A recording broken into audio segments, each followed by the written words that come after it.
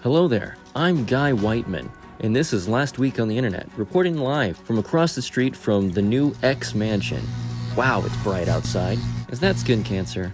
Starting things off, we have reports that a Google Earth Street View car was involved in a high-speed chase with the Wisconsin police when a Florida man driving said Google car went more than 100 miles per hour through a school zone. That's roughly 161 crumpets per hour in British peasant numbers. The chase went into another county before the driver blew through a man's backyard and crashed into a creek. Google has said that they'll assist the police in any way as long as we don't look too closely at the Street View photos they took of the Vatican and expose the secret reptoid overlords that control us all. Personally, I really hope that they release those Street View photos. It'll probably be like those roller coaster photos, except instead of screaming kids, it would still be photos of screaming kids. San Diego Comic-Con has reaped the benefits of Hollywood strikes this year by actually making an event called Comic-Con focus on comic books again. I know, it's so crazy. Writers and artists were once again the kings and queens of the kingdom as nature healed just a little bit by removing big Hollywood studio personalities from an event originally invented for the niche hobby of collecting and one day creating comic books. At the show, Image Comics founder and Venom co-creator Todd McFarlane announced that his Spawn franchise was adding even more comics to its lineup, as Jimmy Palmiotti of Marvel Knights and Jonah Hex fame will be penning a Wild West prequel to the Image Comics' newest standout character, Gunslinger. So that's 2 ongoings every month. Gunslinger also got a brand new costume upgrade. But that's not all. Jamie Foxx is still set to play Al Simmons, the original Spawn, in a brand new Spawn reboot once his health is fully recovered. Now, as much as I'm hesitant to accept anyone other than Michael J. White in the live-action role of Spawn, I'm absolutely rooting for Jamie Foxx as he comes back from a near-death experience. Best wishes, man. I can't wait to see what you do with Spawn. Go watch They Clone Tyrone on Netflix. Speaking of Hellspawn, everyone's least favorite flautist, Lizzo, was canceled this week after fat-shaming her dancers and sexually harassing them.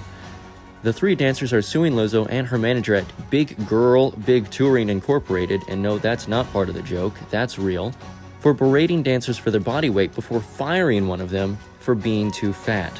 Lizzo also allegedly demanded that the touring dancers attend multiple sex shows in Amsterdam, where she told dancers to touch naked dancing women and eat bananas from their vaginas.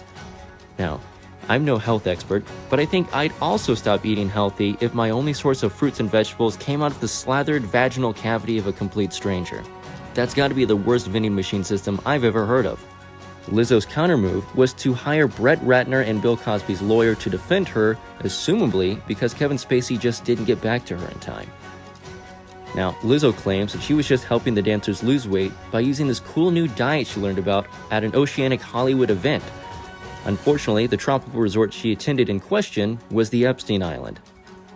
Speaking of confirmed Epstein Island guests, James Gunn landed himself in more hot water this week as Gal Gadot revealed that James had told her she was still coming back for another Wonder Woman movie before attending Brazil's Tadam event for Netflix.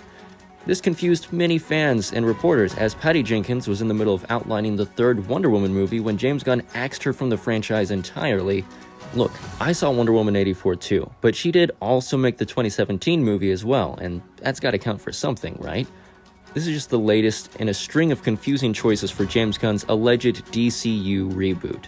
The reboot that is apparently keeping every actor from the DCEU except for Batman and Superman, and only because James tried to keep Ben Affleck on board before Ben responded with, "Definitely not," and proceeded to make an actually profitable movie instead. This means that John Cena, Margot Robbie, Gal Gadot, Jason Momoa, Sean Gunn, Viola Davis, Joe Manganiello, James Gunn's wife, and the entire cast of both The Suicide Squad and Peacemaker TV series have been touted as returning by James Gunn at one point or another in the last 4 months alone.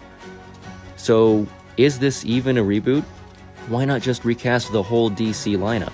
If he isn't recasting, then why reboot the story? If you don't know what you're doing, why not let someone else take over? If your company is broke as hell and everything I just said beforehand is also true, then why not just cancel the whole reboot right now and let Matt Reeves carry the DC brand? At least until Zaslav finds a buyer for the intellectual property that actually gives a damn about making good movies. Anyway, stream Creature Commandos next year instead of watching the Justice League defeat Darkseid, because apparently that's what real fans want. God, I hate them so much. Wrapping things up is another story from the Warner Brothers offices, as CEO David Zaslav bragged that not paying any of the writers during this strike has saved the company over $100 million. Which begs the question if there's a better way to make these fat cats pony up and pay their workers fairly.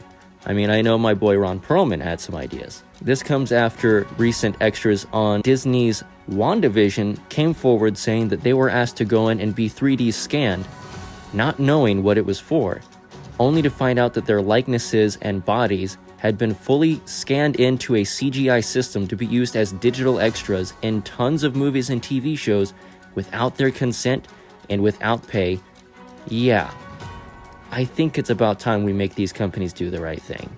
How? I mean, Ronnie Boy made a good point. Listen to me, motherfucker. There's a lot of ways to lose your house. Some of it is financial, some of it is karma, and some of it is just figuring out who the fuck said that. And we know who said that. And where he fucking lives. Anyway, this has been your last week on the internet. Tune in next time to see how the Blue Beetle Battalion handles the bodacious box office bomb of the brothers Warner. It's gonna be beautiful. Baby, baby. You gotta be there.